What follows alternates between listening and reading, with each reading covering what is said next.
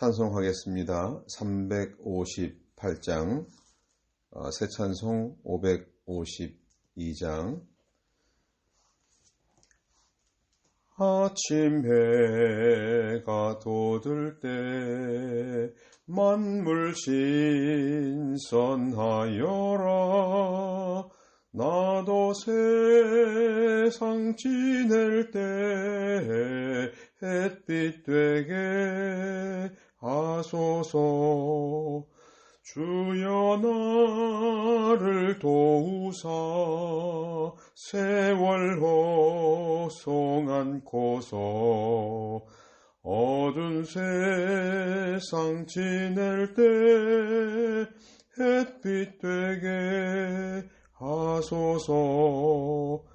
새로우는 광음을 보람 있게 보내고 주의 일을 행할 때 햇빛 되게 하소서. 주여 나를 도우사 세월 호송 않고서 어두운 세상 지낼 때 햇빛 되게 하소서. 한 번 가고 한 오는 빠른 광음 지날 때 귀한 시간 바쳐서 햇빛 되게 하소서. 주여 나를 도우사 세월 호송 않고서 어두운 세상 지낼 때 햇빛 되게 하소서. 밤낮 주를 위하여 몸과 마음을 드리고 주의 사랑 나타내 햇빛 되게 하소서. 주여 나를 도우사 세월 호송 않고서 어두운 세상 지낼 때 햇빛 되게 하소서. 아멘.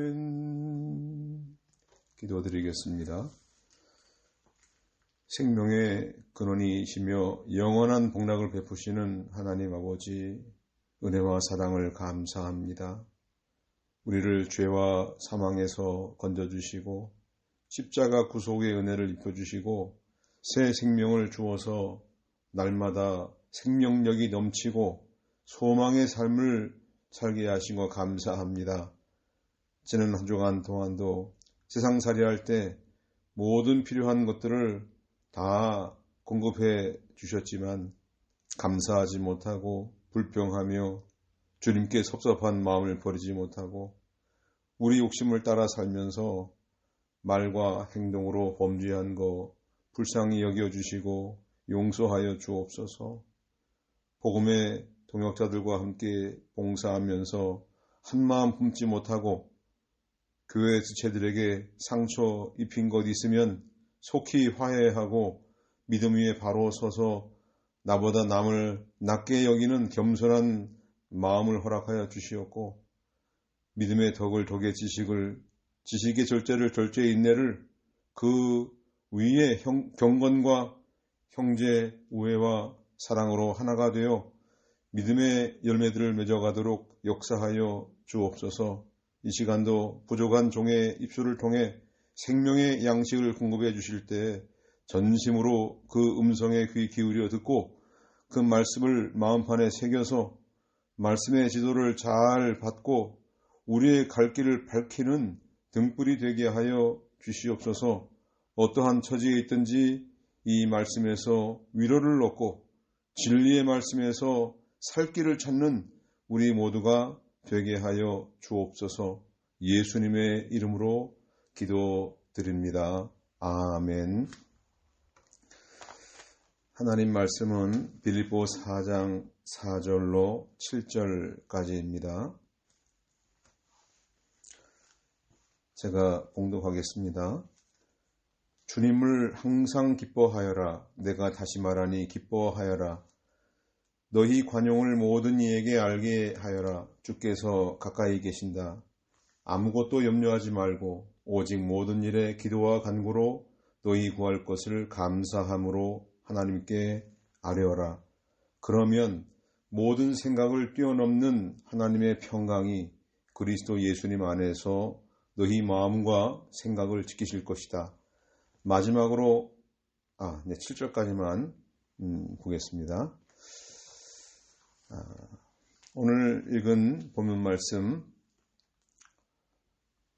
빌립보 4장 4절로 7절까지의 말씀을 중심으로 바울의 마지막 권면 두 번째, 주님 안에서 누리는 기쁨과 관용과 감사의 기도라는 제목으로 진리를 증거하겠습니다. 많은 은혜 받으시기 바랍니다. 본문 말씀은 바울 사도의 마지막 권면 두 번째입니다. 어떠한 처지에서도 이 기쁨과 평강을 누리기를 바라는 그런 마음으로 권면을 했는데요. 첫 번째 권면은 유오디아와 순두개를 들어서 주님 안에서 한 마음을 품으라 이렇게 말을 했죠. 오늘 두 번째 권면의 말씀은 네 가지의 명령을 우리에게 주고 있습니다. 첫째는 4절 주 안에서 항상 기뻐하여라. 두 번째는 5절 너희 관용을 모든 이에게 알게 하여라. 세 번째는 6절 아무것도 염려하지 마라. 넷째는 그 6절 뒷부분 너희의 구할 것을 감사함으로 하나님께 아뢰어라. 아뢰어라 하는 것은 그 두 번째 있는 알게 하여라와 같은 말이에요. 같은 단어인데 하나님께 알게 하여라, 알려드려라 이런 뜻이죠. 이렇게 하면 7절 말씀 모든 생각을 뛰어넘는 하나님의 평강이 그리스도 예수님 안에서 너희 마음과 생각을 지키실 것이다. 이런 결과가 온다. 이렇게 네 가지 명령으로 되어 있는 권면의 말씀입니다. 자, 4절 말씀 보겠습니다. 주님을 항상 기뻐하여라. 내가 다시 말하니 기뻐하여라. 기뻐하라고 두 번 반복하고 있죠. 여기 주님을 항상 기뻐하여라 이렇게 번역되었는데 이 말은 2절에서 주님 안에서 같은 마음을 품어라 할 때 주님 안에서가 같은 단어예요. 엔 크리스토. 그러니까 엔 퀴리오. 그러니까 주님 안에서 주님을 기뻐하는데 주님 안에서 항상 기뻐하라 이 말씀이에요. 이 기뻐하라는 거 명령입니다. 아니 지금 우리가 어떤 상황인데 기뻐하라니요. 이게 참 난감하지 않습니까? 뭐 기뻐할 일이 있어야 기뻐하죠. 이거 하나님 참 너무하신 거 아닙니까? 이렇게 되물을 수 있습니다. 그런데 이 바울은 계속해서 이 기쁨이 너무나 중요하니까 그리스도인의 가장 중요한 특징이 기쁨인데 기쁨을 잃어버릴 만한 이런 상황을 맞이하고 또 기쁨을 잃어버린 거 이거는 심각한 질병에 걸린 것과 같기 때문에 이 빌립보 교회 성도들에게 이 기쁨을 다시 회복하기 바라는 그런 마음으로 권면하는 거예요.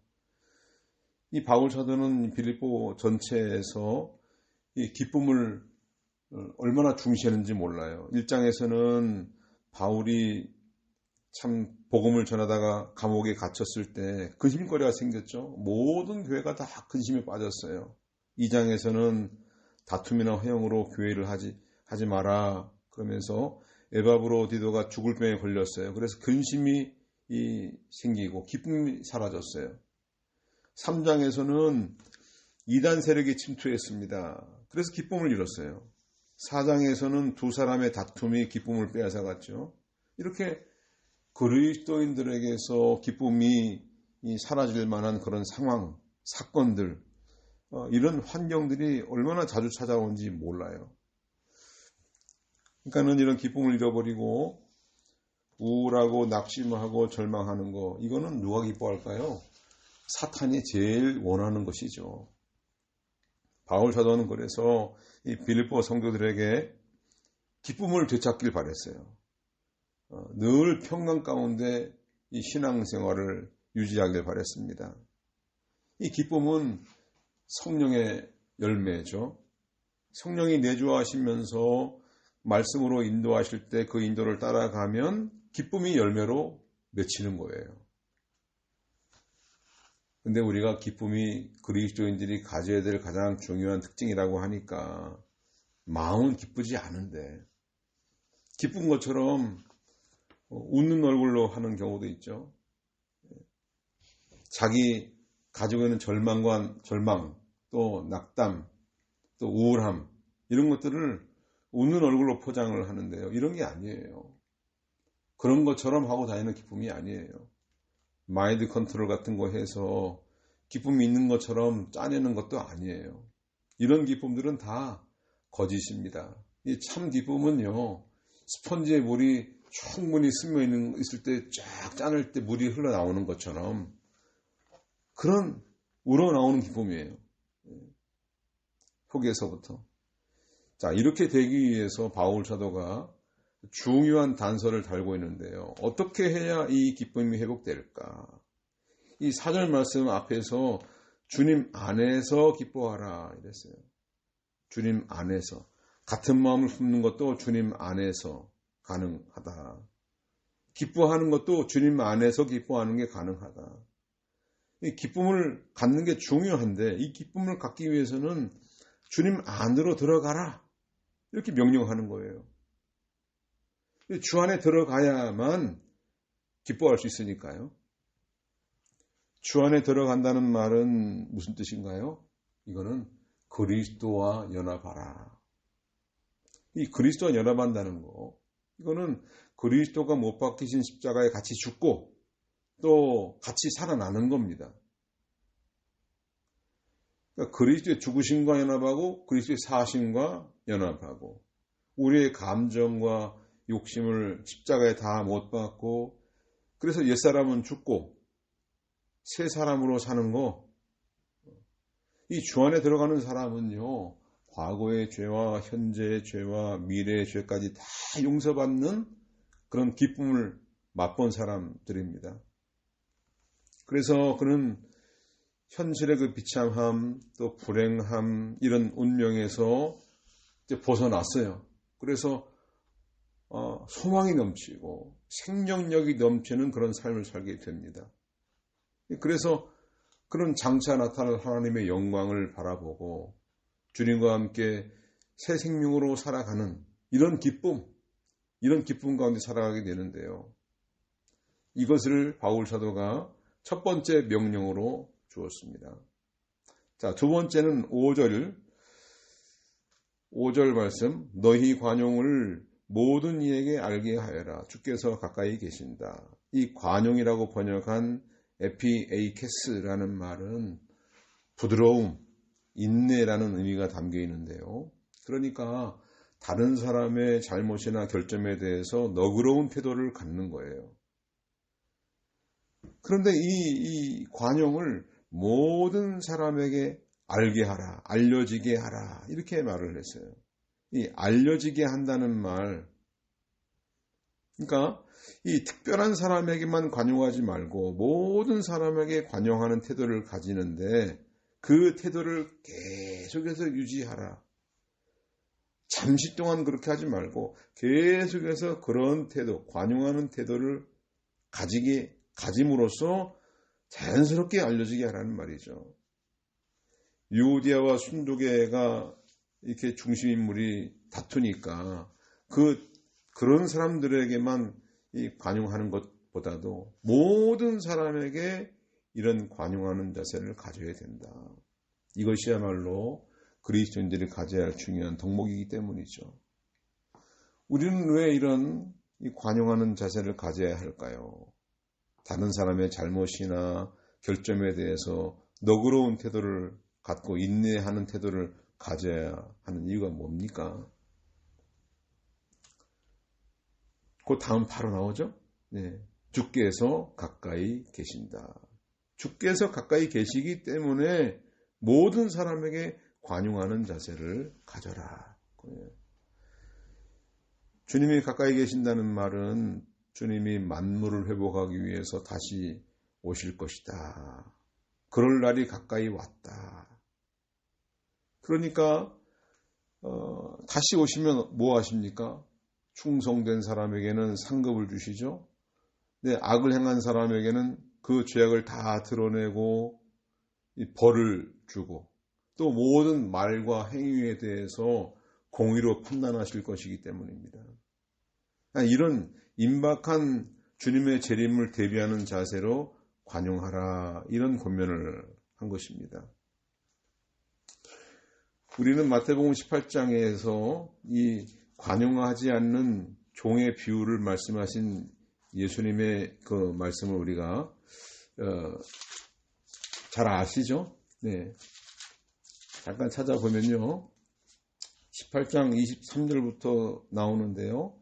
이 베드로가 예수님께 형제가 죄를 지으면 몇 번이나 용서할까요? 그러니까 예수님께서 70번씩 7번까지 해 주어라. 이 말은 무한히 용서하라는 말이에요. 무한히.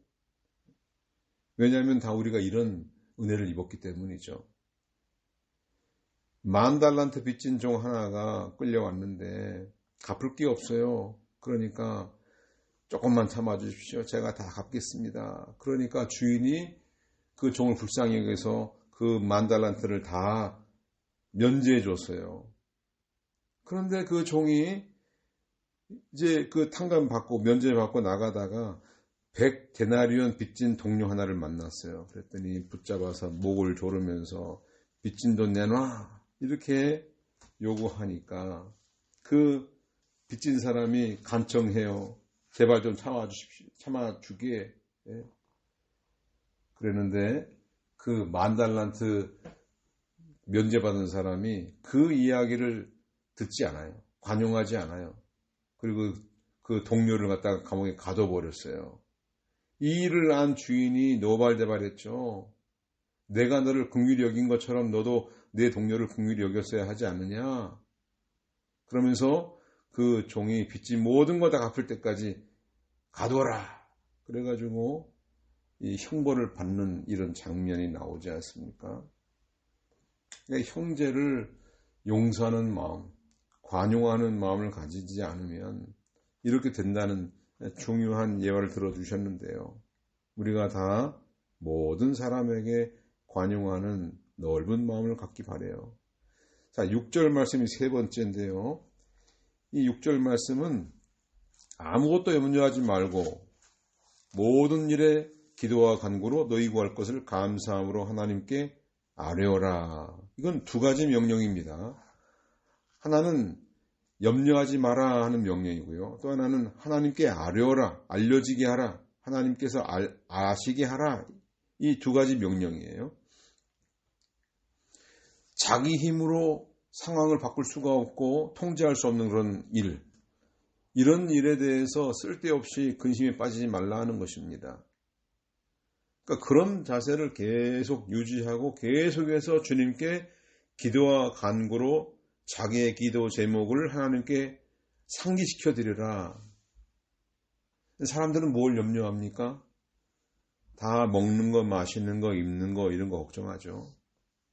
예수님께서는 이런 문제에 대해서 이렇게 말씀하셨어요. 마태복음 6장 27절 너희 가운데 누가 걱정한다고 해서 자기 키를 한 규빗이라도 늘 수 있느냐.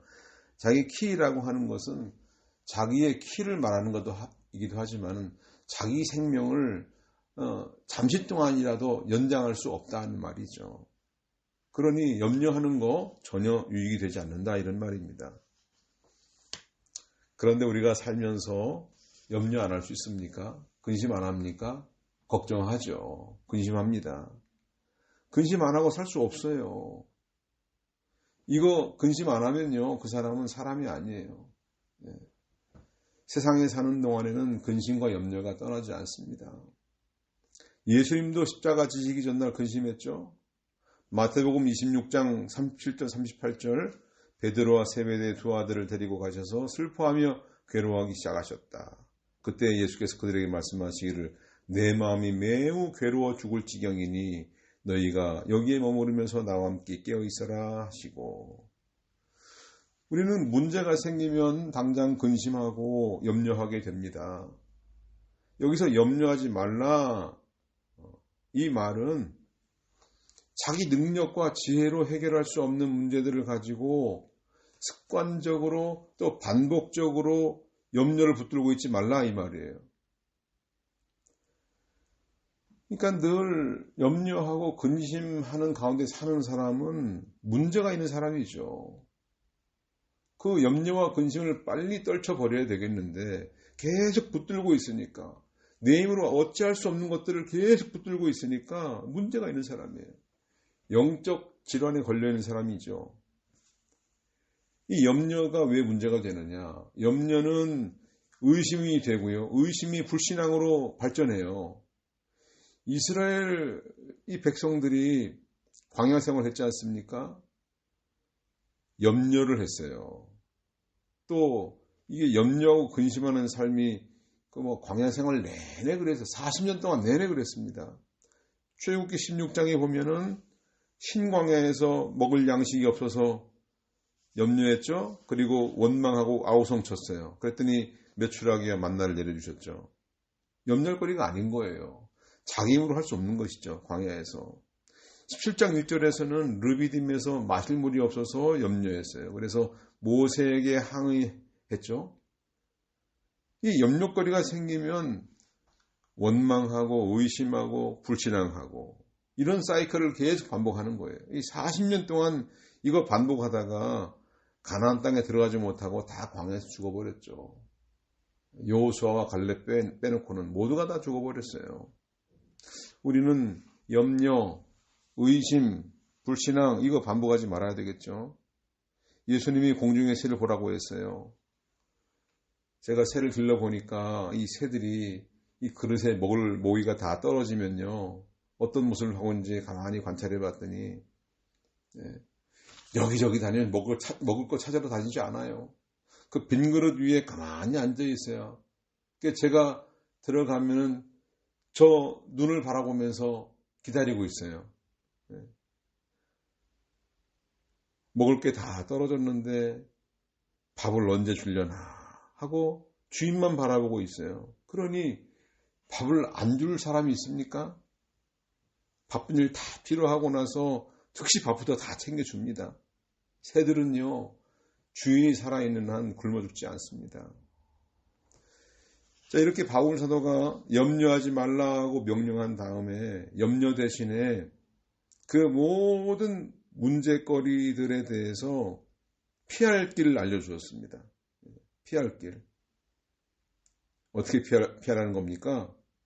모든 일에 기도와 간구로 너희 구할 것을 감사함으로 하나님께 알려지게 하라. 모든 문제, 모든 염려거리들, 걱정거리들 이거 다 가지고 하나님께 나아가라. 그리고 기도 제목으로 하나님께 올려드리라 그거예요. 그러면 하나님께서 도와주실 것이다. 그러니 염려할 필요가 없다는 것입니다. 기도라는 말은 하나님께 마음으로 드리는 보편적인 기도, 행위, 그리고 간구, 이거는 구체적으로 특별히 하나님께 필요한 것들을 요청하는 기도, 그게 간구입니다. 이 기도하고 간구할 때 중요한 거는요, 감사함으로 아뢰는 것이에요. 감사함. 이 아랜다는 거는 지속적으로 알려지게 한다는 뜻인데요. 이렇게 일반적으로 기도하거나 또 특별한 거를 간구하거나 할 때 감사한 마음을 가지고 나아가라. 하나님께 대한 믿음과 신뢰를 가지고 내 가진 문제에 초점 맞추지 말고 그 기도를 들으시는 하나님께 초점을 맞추고 모든 처분권을 하나님께 맡기는 자세로 내가 가지고 있는 문제들이 어떻게 결론이 날지, 어떤 대책을 우리에게 주실지 알 수 없어요. 난 그대로 받겠다. 그 결과를 그대로 받겠다는 자세예요. 빌립보 교회가 고난 중에 있었지만 하나님은 선하시지 않습니까? 모든 어려움 가운데서 이 과정을 통해 더 좋은 거 주실 줄 믿는 믿음으로 하나님께 나아가라. 감사함으로 받을 준비를 하고 가지고 있는 제목들을 하나님께 올려드려라. 이런 뜻입니다. 자, 이렇게 하면 어떤 결과가 오나? 7절 말씀 봅니다. 그러면 모든 생각을 뛰어넘는 하나님의 평강이 그리스도 예수님 안에서 너희 마음과 생각을 지키실 것이다. 그렇게 하나님께 모든 문제들을 가지고 나가서 기도와 간구로 감사함을 가지고 하나님께 알려드리면 하나님의 평강이 응답으로 주어진다는 말이에요. 하나님이 응답을 주시는데 그 응답이 평강을 주신다 이 말이에요. 평강은 물건이 아니죠. 보이지 않습니다. 보이지 않는 거예요. 자, 이렇게 간구하고 기도했는데 달라는 대로 다 주시는 게 아니에요. 내가 달라고 하는 거, 문제 해결해달라고 하는 거, 이건 다 그대로 있는데 그 대신에 평강이 임한다는 말입니다. 자, 이렇게 염려할 거리가 많고 걱정거리가 많은 사람의 마음이 얼마나 들쭉날쭉 불안하고 힘들겠습니까? 그런데 그런 사람에게 염려거리가 많은 사람이 믿음으로 반응할 때, 감사함으로 받을 마음을 가지고 주님께 맡길 때 오는 것이 평강이라는 말이에요. 이게 얼마나 큰 은혜입니까? 얼마나 큰 선물이에요. 그러니까 우리가 사람들이 그런 거 많이 얘기하죠. 내가 이거 기도했더니 이거 주셨다. 저거 구했더니 저거 주셨다. 뭐 이런 소리들은요, 유치한 사람들이 하는 그런 소리예요. 참으로 성숙한 성도들, 믿음 있는 성도들은 하나님의 평강이 가장 큰 선물인 걸 아는 것이죠. 내가 원하는 거는 평강이 아닙니다. 좋은 직장, 좋은 대학, 좋은 신랑감, 좋은 아파트, 돈, 땅, 뭐 이런 거 안 주고 무슨 평강입니까? 하나님 구한 대로 주신다고 하지 않았습니까? 이렇게 말하는 사람들은요, 신앙이 너무나 어린 사람들이에요. 초보적인 신자들이죠. 이 평강은요, 이 사람이 생각하고 가질 수 있는 모든 좋은 것보다 뛰어넘는, 정말 사람이 생각할 수 없는 그런 무한한 평강, 하늘의 평강이죠. 이게 가장 큰 선물이고 은혜입니다. 하나님께 모든 거 다 맡길 때 오는 것이죠. 자, 여기에 우리의 마음과 생각을 지킨다 그랬죠? 지킨다는 말은 이 군인이 이 군부대를 지키는 그런 파수꾼, 그런 경계를 서는 사람이 부대의 안전을 지키기 위해서 잠 안 자고 눈 부릅뜨고 철저히 이 대적이 오는지 안 오는지 감시한다는 말이에요. 그런 감시하는 것처럼 우리의 마음을 아주 세심하게 지켜주신다는 뜻입니다. 자, 우리의 마음과 생각은요, 우리의 감정은요, 마귀에게 노출되기 쉬워요. 마귀의 공격받기 아주 취약한 것이 우리의 마음이고 생각이고 감정입니다.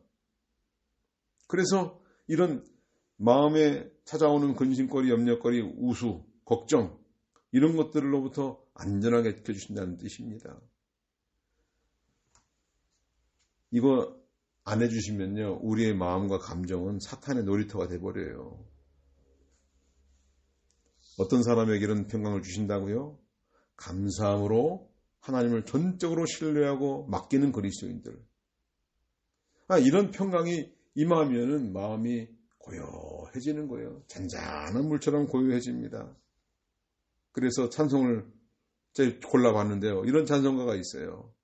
475장, 이 세상은 요란하나 내 마음은 늘 편하다. 구주의 뜻 준행하니 참 기쁜 복 내 것일세. 466장, 나 어느 곳에 있든지 늘 마음이 편하다. 주 예수 주신 평안은 늘 충만하도다. 470장, 내 평생에 가는 길 순탄하여 늘 잔잔한 강 같든지 큰 풍파로 무섭고 어렵든지 나의 영혼은 늘 편하다. 473장, 내 마음속에 참된 평화 있네. 주 예수가 주신 평화, 시험 닥쳐와도 흔들리지 않아. 귀하다 이 평안함. 그래서 이런 찬송을 부르는 거예요. 얼마나 감동이 오고 감격스럽습니까? 하나님의 평강이 임하니까 빌립보 지하 감옥도 천국이 되어 풍파가 뛰어노는 그 갈릴리 바다 한가운데 있어도 평안을 유지합니다. 주날개미 내가 편안히 쉬네. 밤 깊고 비바람 불어쳐도 아버지께서 날 지키시니 거기서 편안히 쉬리로다. 하나님께 감사함으로 모든 일에 대해서 기도와 간구로 우리 구할 것을 하나님께 알려드려서 우리가 다 이런 평강을 누리길 바라요. 자, 이렇게 하나님께 나아가 기도하고 매달리는데 기운이 빠지는 이유가 뭐죠? 낙심하는 이유가 뭐죠? 우리에게 오는 다양한 사건들이 찾아오지 않습니까? 맥이 풀려요. 탈진해요. 다른 박질하다 포기하고 싶은 마음이 굴뚝 같아요. 손과 발에 힘이 다 빠져버려요. 자, 우리는 여기서 낙심에 빠졌던 또 낙심할 만한 그런 상황에 처했던 두 인물을 잠시 살펴보겠는데요. 이사야 선지자와 다니엘입니다. 자, 이사야는 이런 고백을 했습니다. 이사야 6장 5절, 그때 내가 말하기를 화 있을 것이다. 내가 망하게 되었다. 나는 입술이 부정한 사람이며 내가 입술이 부정한 백성들 가운데 살고 있으면서 내 눈으로 왕이신 만군의 여호와를 보았기 때문이다 라고 하였다. 왜 이런 고백을 했을까요? 이사야 선지자는 왕실에서 사역을 하던 사람이에요. 자기를 가장 신뢰하고 후원을 해주었던 사람이 바로 우시야 왕이었죠. 이 우시야 왕은요, 유다 10대 왕인데 군대를 조직하고 국방을 튼튼히 했습니다. 경제를 부흥시켰던 왕입니다. 이런 위대한 왕이 죽었으니 이제 이 나라가 어떻게 될까? 염려와 근심과 낙심 가운데 빠졌습니다. 하나님이 그렇게 낙심하고 있는 이사야를 이끌고 성전으로 데려가셨어요. 거기에 들어가서 이사야가 깜짝 놀랐습니다. 거기에 하나님의 영광이 가득한 모습을 발견했습니다.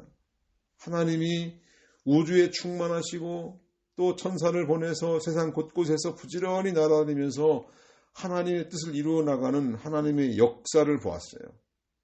이 사실을 깨닫고 났어요. 그랬더니 낙심에 빠져있던 자신, 세상이 다 끝난 것처럼 신세한탄하고 기쁨도 사라지고 불만 불평을 늘어놓던 자기를 발견했습니다. 자기 부정한 입술을 깨달았어요. 바닥에 납작 엎드렸습니다. 천사가 숯 부젓가락을 가지고 와서 숯을 집어들고 와서 그 이사야 입술을 찢었습니다. 그때 비로소 죄가 사해졌고요. 새로운 사명을 받게 되었죠. 이사야 사역이 그 이후에 평탄하지 않았습니다. 하지만 이사야는 성전에 들어가서 하나님의 영광을 발견했습니다. 그래서 이 낙심 가운데서 벗어날 수 있었습니다. 새로운 사명을 가지고 힘차게 예언 사역을 감당할 수 있었던 것이죠. 자, 두 번째 인물, 사자굴에 던져줄 위기를 만났던 다니엘 어떻습니까? 다니엘 6장 10절에 보니까 다니엘은 그 조서에 왕의 도장이 찍힌 것을 알고도 자기 집으로 가서 자기 집 다락방에서 예루살렘을 향하여 창문들을 열고 이전에 하던 대로 하루에 3번씩 무릎 꿇고 기도하며 하나님께 감사하였다. 이 다니엘을 치게 하는 이 관리들이 주변에 너무나 많았어요. 이 다니엘은 너무나 지혜롭고 영특하기 때문에 왕의 총애를 받는데 이 주변 동료들이 다니엘을 적대시하고 다니엘을 함정에 빠뜨리려고 기도를 금지하는 법안을 만들었습니다. 이거를 상정해서 통과시켰어요. 자, 다니엘이 지금 바벨론 포로 끌려갈 때의 나이가 15세에서 16세 정도라고 추정을 하는데 주전 605년이에요. 1차 포로 때. 1차 포로 때 605년에 끌려가서 지금 이 사자굴 위험을 당할 때 이때가 바로 다리오 왕이 집권했던 주전 538년. 이 538년부터 536년 정도까지밖에 제위하지 않았다고 그래요. 어쨌든 이 538년까지 따지면 다니엘 현재 나이가 82세예요. 82세. 한 70년 정도를 이렇게 외국 나라에 와서 포로 생활을 하고 있었던 것이죠. 이런 고령의 나이였습니다. 고령의 나이가 되도록 다니엘을 잘 읽어보세요. 거기에 하나냐, 미사엘, 아사랴 이 세 친구 이외에는 다니엘의 동료가 아무도 안 나와요. 혼자예요. 혼자. 혈혈단신 혼자서 막강한 권력자가 이 하명한 기도 금지령에 대항해 싸워야 했어요. 다니엘은요, 나름대로 정치인으로서 정말 신실하게 주님을 섬겼죠. 그런데도 민족이 회방될 기미가 전혀 보이지 않았습니다. 그럴수록 더 이 대적들의 공격은 심해진 것이죠. 자기를 고발하는 이 법, 그거 다 알고 있었죠. 그 결과도 알고 있었어요. 어떻게 될지. 자기가 입게 될 그 피해, 알고 있으면서도 어떻게 했습니까? 다니엘은 그런 원수의 위협 앞에서 위축되지 않고 창문들을 활짝 열어놓고 하나님께 감사 기도를 하루에 3번씩 드렸다고 했어요. 감사 기도. 그런 어려운 가운데서 감사 기도가 나오겠습니까? 다니엘은 그렇게 했다고 했어요. 어떤 감사를 했을까요? 이스라엘의 회복될 날을 바라보았어요. 하나님께서 예레미야 선지자를 통해서 25장에서 70년 동안 포로 생활을 끝난 다음에 회복될 거를 예언해 주셨거든요. 그 예언의 말씀, 약속의 말씀을 붙들고 또 지금 예루살렘은 폐허가 되었어요. 나라는 엉망진창이 되었습니다. 다시 회복될 기미가 보이지 않아요. 하지만 그 가운데서 하나님의 신실한 그 언약을 이루어 가시는 하나님을 바라보았습니다. 포로 생활 중에도 여전히 함께 하시고 사랑을 베풀어 주시고 은혜를 베풀어 주시는 그 하나님께 감사 기도를 드린 것이죠. 그러니까 육신의 눈을 가지고 보면 예루살렘은 폐허 덩어리예요. 황폐해졌어요. 도저히 희망이 없습니다. 그런데 영의 눈을 뜨고 보니까, 믿음의 눈으로 보니까 거기에서 하나님의 위대한 하나님의 역사를 보았던 것이죠. 하나님의 승리를 바라보았습니다. 그래서 다니엘은요, 느부갓네살, 벨샤살, 다리오, 고레스 왕에 이르기까지 계속해서 현역으로 복무를 했던 사람이에요. 고령의 나이가 되도록 견고한 소망을 버리지 않고 또 기도한 대로 다 이루어지는 걸 바라보았습니다. 자, 다니엘 6장 28절에 보니까 이 다니엘은 다리우스와 페르시아 사람 고레스가 통치하는 동안 형통하였다. 이 다니엘 1장 21절에도 다니엘은 고레스 왕 원년까지 그곳에 머물러 있었다. 이 고레스 왕 원년은 중요한 역사적으로 전기가 되는 해인데요. 포로 귀환하는 해예요. 그래서 이 에스라서에 보면은 1장 1절에 페르시아 왕 고레스 원년에 여호와께서 예레미야 입을 통해 하신 말씀을 이루려 하시고 페르시아 왕 고레스의 마음을 감동시키시니 그가 온 나라에 공포하며 조서를 내려 말하였다. 이 고레스 왕 원년에 누가 있습니까? 다니엘이 있었던 거예요.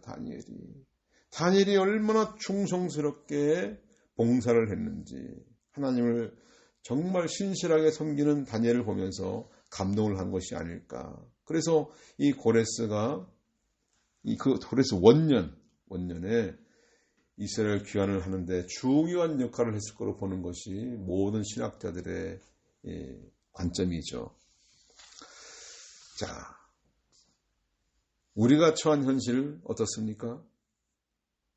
기쁨을 잃어버릴 만한 그런 사건들, 사고들, 각종 소식들, TV만 틀어보면 쏟아져 나오죠. 그것들이 다. 우리 가슴을 답답하게 해요. 염려할 만한 일이 얼마나 많습니까? 정치, 경제, 사회, 교육, 법률, 치안, 국가안보. 우리 교회는 지금 다 폐쇄명령까지 내려지지 않습니까? 지금 낙담하고 절망하고 죽을 일이 쌓여 있어요. 살 소망이 없는 그런 상황이 아닙니까? 이런 처지에 놓인 우리에게 뭐라고 하십니까? 아무것도 염려하지 마라. 아무것도 염려하지 말고 모든 일에 기도와 간구로 너희 구할 것을 감사함으로 아뢰어라. 알려드려라. 모든 것이 하나님의 주권 아래에 있습니다. 하나님이 가까이 계신다고 그랬어요. 5절에서. 가까이 계시기 때문에, 주님이 가까이 계시기 때문에 어떤 상황에서도 근심할 필요 없다. 평강 가운데 거할 수 있다. 주님이 오실 날이 가깝다는 말이기도 하지만은 주님이 항상 우리와 함께 계시다. 마태복음 28장 20절에 그랬잖아요. 보아라, 내가 세상 끝날까지 항상 너희와 함께 있을 것이다. 세상은 죄로 부패해서 멸망할 것인데 하나님의 나라가 이 땅에 완성되는 날, 그날까지 예수님이 우리와 함께 하실 것이다. 항상 매 순간, 매 순간 우리와 함께 계실 것이다. 죄악 세상 가운데 성도들을 혼자 있게 두지 않을 것이다. 사망의 음침한 골짜기로 다닐지라도 사탄의 권세를 이기신 주님이 우리와 함께 계실 것이니까 그분을 의지하면 반드시 승리할 것이다. 모든 약속을 신실하게 이루실 것이니까 주님이 함께 하시니까 순종하기 어려워 보이는 이 4가지 명령도 이러한 근거에 의해서 순종할 수 있다 하는 뜻입니다. 말씀 한 절 볼까요? 히브리서 12장 2절과 3절.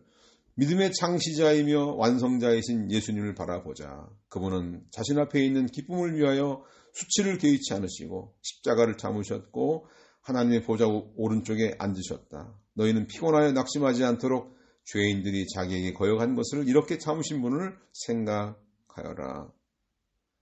신앙의 위기를 만날 때마다, 신앙의 다른 박제를 포기하고 싶을 때마다 그분의 인내를 생각하고 그분이 걸어가신 길을 깊이 묵상하기 바랍니다. 오늘 우리는 이 바울의 마지막 권면에서 4가지 명령의 말씀을 살펴보았습니다. 주님 안에서 항상 기뻐하여라.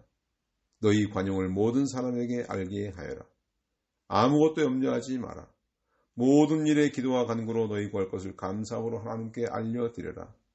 주님 안에 들어가서 이 말씀들을 순종하면 모든 생각을 뛰어넘는 하나님의 평강이 순종하는 자에게, 이 진리의 말씀을 받아들이고 순종하는 자에게 임하여서 그의 마음과 생각을 지킬 것이다. 이 말씀 한 주 동안 생각하시면서 큰 복락 가운데 살아가시기를 간절히 바랍니다. 기도드리겠습니다.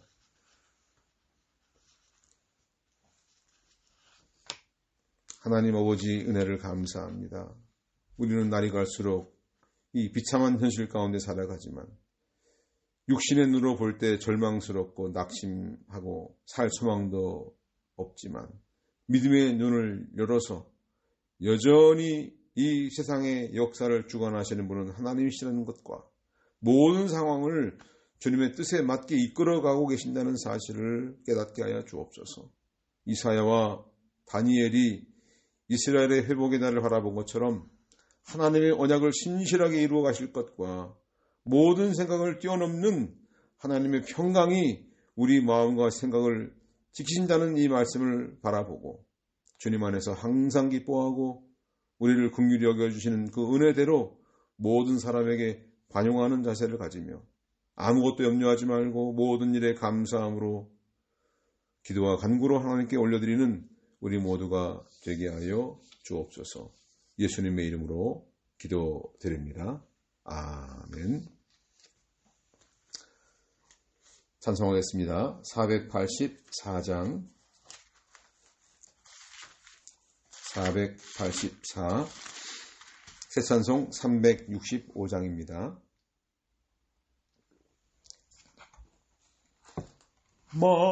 마음속에 근심 있는 사람 주 예수 앞에 달래어라. 슬픈 마음 있을 때라도 주 예수께 아뢰라.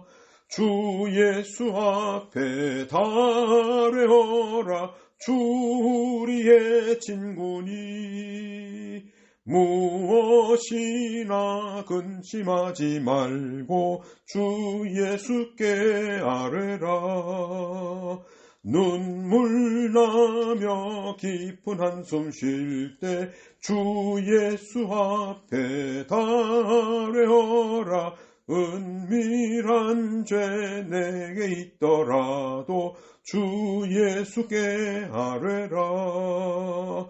주 예수 앞에 달래어라. 주 우리의 진군이 무엇이나 근심하지 말고 주 예수께 아뢰라. 괴로움과 두려움 있을 때에 주 예수 앞에 달래어라. 내일 일을 염려하지 말고 주 예수께 아뢰라. 주 예수 앞에 달래어라. 주 우리의 진군이 무엇이나 근심하지 말고 주 예수께 아뢰라. 죽음 앞에 겁을 내는 자여 주 예수 앞에 달래어라. 하늘나라 바라보는 자여 주 예수께 아뢰라. 주 예수 앞에 달래어라. 주 우리의 진군이 무엇이나 근심하지 말고 주 예수께 아뢰라. 축도하겠습니다.